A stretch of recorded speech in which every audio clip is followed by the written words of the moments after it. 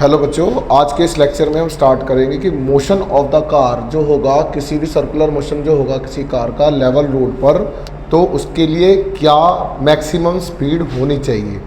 अब ये जो मैक्सिमम स्पीड है उसके लिए कुछ कंडीशंस हैं।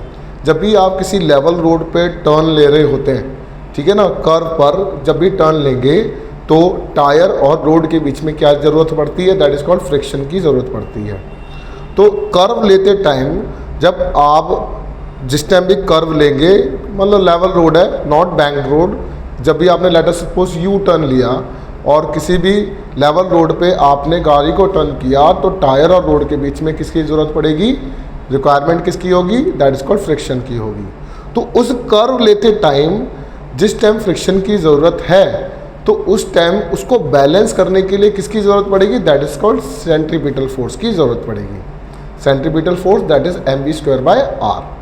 तो उसके लिए अभी हमने एक एक्सप्रेशन निकाला है कि circular motion of a car on a level road. तो let us suppose this is our level road. इस तरीके से एक यू टर्न बना दिया हमने, और या फिर समझो कि कार इस तरीके से यहाँ से इस तरफ आ रही है। अगर कार इस तरीके से आ रही है तो ये इसके टायर्स हैं, क्लियर, और ये इसका फ्रंट व्यू बना देते हैं। यहाँ पर ड्राइवर बना दिया, this is our driver seat, और ये इसका हैंडल। तो गाड़ी जब इस तरीके से आएगी तो अब क्या होगा सर, तो ये इस तरीके से यहाँ पे इस डायरेक्शन में आ रही है। तो ये इसके टायर है, ये इनर टायर है, ये आउटसाइड वाला टायर है। तो टायर जो है इस कर्व साइड पर इस डायरेक्शन में फ्रिक्शन लगाएंगे Fr, ये वाला भी इस डायरेक्शन में फ्रिक्शन लगाएगा Fr। अगर ये Fr1 है, ये Fr2 है, तो ये वाला टायर ऊपर की तरफ एक रिएक्शन फोर्स लगाएगा R1, ये वाला टायर लगाएगा रिएक्शन फोर्स R2। समझ में आता है यहाँ तक। अब ये जो फ्रिक्शन लग रही है इस डायरेक्शन में, तो Fr1 वो किसकी बराबर हो जाएगा, μ1 इंटू R1, है ना, और यू कैसे μ इंटू R1। एंड फ्रिक्शन जो आउटर के थ्रू लगेगी Fr2 वो μ इंटू R2 की बराबर होगी। तो यहाँ से टोटल फ्रिक्शन जो बनेगा वो Fr है, वो Fr1 दैट इज Fr2 की बराबर है। And you can say μ times R1 μ times R2, तो μ कॉमन ले लेंगे, you can right R1 plus of R2। तो ये मेरी टोटल फ्रिक्शन फोर्स आ जाएगी। अगर ये टोटल फ्रिक्शन फोर्स है, R1 R2 जो है वो टोटल R की बराबर है, जो पूरी कार के वेट mg को बैलेंस कर रहा है, क्लियर। तो R जो है नाउ, जो ये R है वो mg की बराबर है, और यहाँ पर जो R है वो R1 प्लस R2 है, ठीक है। तो R1 प्लस R2 का जो सम है वो R की बराबर है।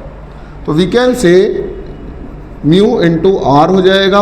अब R जो है वो mg को बता रहा है, तो you can write μ into mg। This is called friction. This is my question number 2 and this is my question number 1। तो फ्रिक्शन फोर्स जो आगे हमारे पास इतनी आ जाएगी। तो कहता है for the car to stay on road, ठीक है। तो अब मैं कर्व लेते टाइम मेरी गाड़ी स्किड ना कर जाए या फिर इसके टायर इस तरीके से उठ ना जाए, तो उसके लिए हमने एक रिलेशन बता दिया। तो कहता है for the car to stay on road, ये जो मैक्सिमम फोर्स ऑफ फ्रिक्शन है मस्ट बी ग्रेटर देन और इक्वल टू सेंट्रीपिटल फोर्स होना चाहिए, सेंट्रीपिटल फोर्स की बराबर होना चाहिए। तो we can say force of friction जो है मैक्सिमम, जो हमारे पास फोर्स ऑफ फ्रिक्शन है वो ग्रेटर दैन इक्वल टू किसकी बराबर होना चाहिए, centripetal force that is mv²/r। अगर इसकी बराबर होना चाहिए तो Fr की जगह we can put μ into mg which is greater than equal to mv²/r। बेटा m से m कैंसिल आउट हो जाएगा, इस r को यहाँ ले आइए तो μ rg हो जाएगा which is greater than equal to v², और v की जो वैल्यू आएगी वो मैक्सिमम आएगी विच इज इक्वल टू किसकी बराबर हो जाएगा, μ rg अंडर द रूट। ठीक है। तो ये वो मैक्सिमम स्पीड है जब कर्व पर कोई गाड़ी चलेगी किसी कर्व रोड पर, दैट इज़ लेवल रोड पर है और आप कर्व ले रहे होंगे, यू टर्न ले रहे होंगे, उस टाइम आपकी मैक्सिमम स्पीड जो है वो under the root of mu R G की बराबर होनी चाहिए। तो आई रिक्वेस्ट इसको प्रिपेयर करके जाइएगा। यूटी टाइप जो स्कूल में फर्स्ट टर्म सेकंड टर्म होंगे आपके इस क्लास यूटीज़ वगैरह में इस टाइप के क्वेश्चंस पूछे जाते हैं। Thank you very much.